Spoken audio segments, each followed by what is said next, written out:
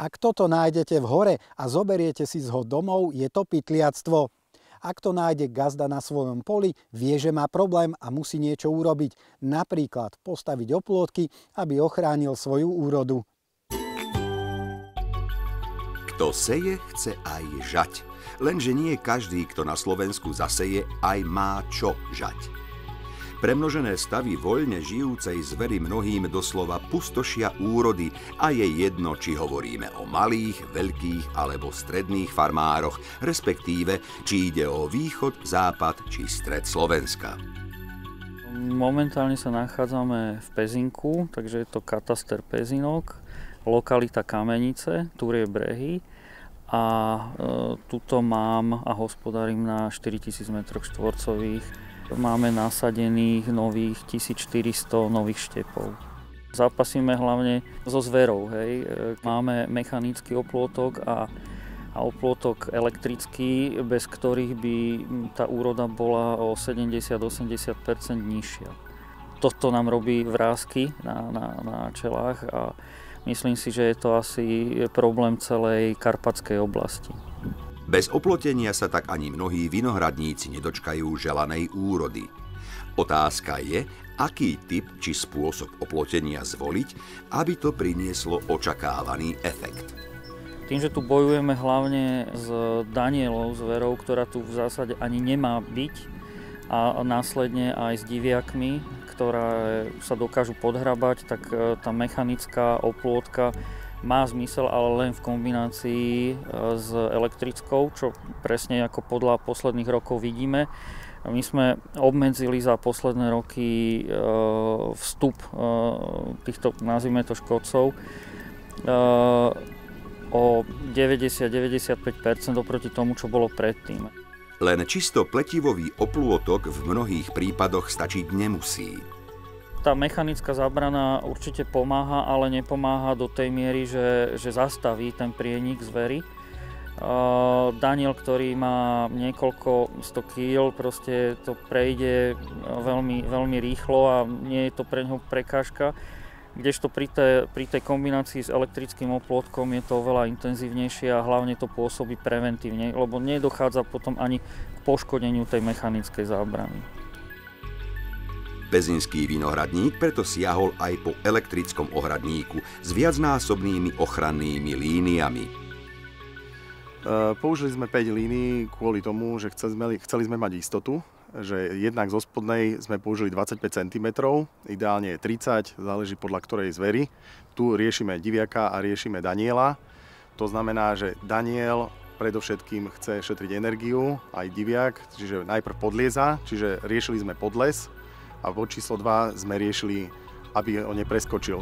Keď nechceme, aby preskočil daniel, tak by sme mali ísť aspoň do výšky 160 cm tou poslednou líniou. Doporučujeme minimálne 4 riadky, ale tu sme použili 5, aby sme mali naozaj istotu. Doporučujem drevené stĺpiky používať. Ideálny je agát, na Slovensku dostupný dub. Do izolátorov by som išiel tiež do kvalitnejších, ktoré sú UV stabilné.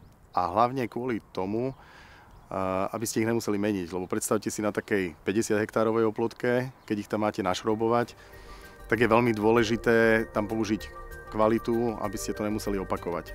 Táto 4000-ová parcelka vyšla okolo 4000 €. Čo nie je málo.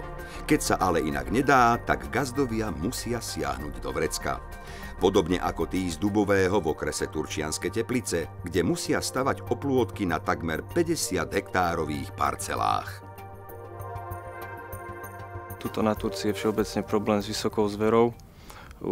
Máme aj my problémy, sú tu premnožené stavy a odstrel je nedostatočný pre naše potreby. Pravidelne skoro o tonu na hektár ideme dole a škody sa hýbu od 150 do 200 000 €.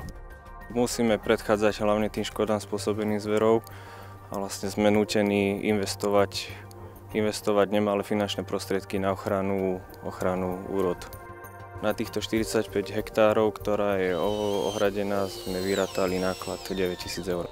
Pri momentálnych cenách komodít musíme každé kilo ochrániť a každé kilo strata je strata v eurách a zhoršuje zisk. Tiež nie je malá suma, no v konečnom výsledku sa môže vrátiť a čiastočne aj uľahčiť prácu farmárom, napríklad pri kontrole funkčnosti oplôtka. Tuto riešime jelene hlavne, čiže veľké stáda, čiže našou úlohou momentálne, keď dostávame oplôtku, je udržať stádo vonku. Určite nám preklzne nejaká zver, nejaký 1-2 kusy, s tým rátame, ale potrebujeme dostať 100-kusové stádo, aby sa nedostalo na pole. A lánka sa pohybujú tu výška 30 cm od zeme. Tam zabezpečíme, aby diviak, prípadne jeleň nepodliezol. Vrchné sme vo výške 160 cm. Máme tu použitú kombináciu baterka-solár. To znamená, baterka je dobíjana solárom. Zároveň máme tu použité zariadenie SMS alarm. To znamená, že farmár má aj informáciu o oplôtke, teda či funguje, či solár funguje, či baterka je dobitá, akú máme aktuálnu teplotu vzduchu.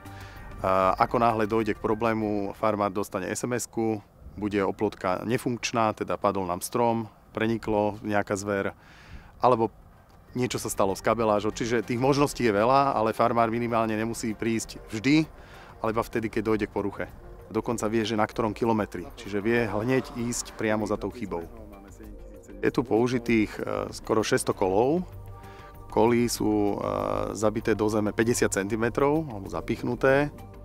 Pri agátových koloch však môžeme počítať s viacnásobnou celoročnou využiteľnosťou oplôtkov. No ja verím, že minimálne 5 rokov. Najslabšia časť celej oplôtky je lánko, takže u toho lánka predpokladám tých 5 rokov, 6, záleží, uvidíme, s čím tu budeme bojovať.